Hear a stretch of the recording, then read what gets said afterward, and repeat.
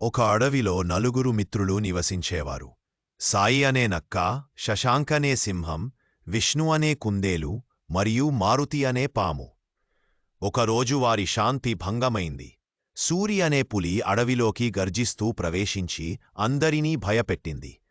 ఆ నలుగురు మిత్రులు రహస్యంగా కూడి సూరిని ఎలా ఎదుర్కోవాలో చర్చించారు. చతురమైన సాయి తెలివిగా మాట్లాడుతూ సహాయం చేస్తానని నటించి సూరిని మాయ చేసి అక్కడినుంచి దూరంగా తీసుకెళ్ళింది.